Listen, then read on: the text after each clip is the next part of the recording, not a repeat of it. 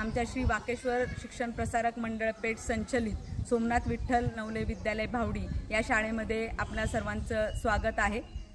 आम्हाला इयत्ता 8वीला नागरिकशास्त्रामध्ये संसदीय शासन पद्धतीची ओळख आहे आणि या प्रकरणामध्ये निवडणुकीद्वारे 18 वर्ष पूर्ण झालेले नागरिक कशा पद्धतीने मतदान करून आपला जो प्रतिनिधी आहे तो निवडतात आणि कशा पद्धतीने ही लोकशाही संसदीय शासन पद्धती चालते याबद्दलचा अभ्यासक्रम आहे आणि विद्यार्थ्यांना खऱ्या अर्थाने ही निवडणुकीची प्रक्रिया नेमकी कशी असते हे समजावं यासाठी आम्ही आमच्या या विद्यालयामध्ये आज इयत्ता 8वीच्या वर्गाची निवडणूक आयोजित केलेली आहे आणि या निवडणुकीद्वारे आपणालाही कशा पद्धतीने ही निवडणूक प्रक्रिया पूर्ण भारतभर राबवली जाते आणि कशा पद्धतीने प्रतिनिधी निवडून आणले जातात याची जी माहिती आहे ती विद्यार्थ्यांना होणार आहे।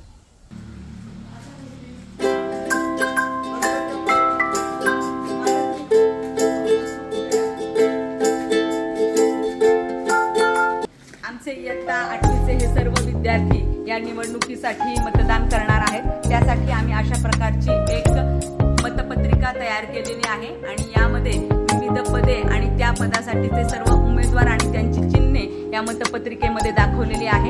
अशा पद्धतीने मतदान कक्ष तयार झालेला आहे।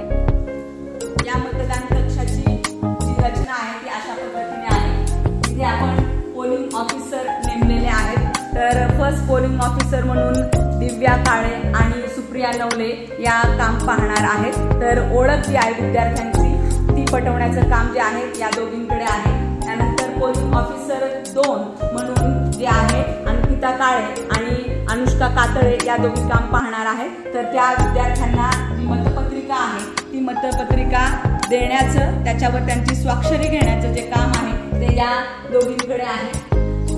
पोलिंग ऑफिसर 3 म्हणून समीक्षा सूर्यवंशी ही काम पाहते। विद्यार्थ्यांच्या बोटाला शाई लावण्याचं जे काम आहे ते तिच्याकडे आहे आणि या दोघी ज्या आहेत पोलिंग ऑफिसर 4 आहेत ती संपूर्ण मतदान प्रक्रियेवर नियंत्रण ठेवण्याचं काम हा करणार आहे।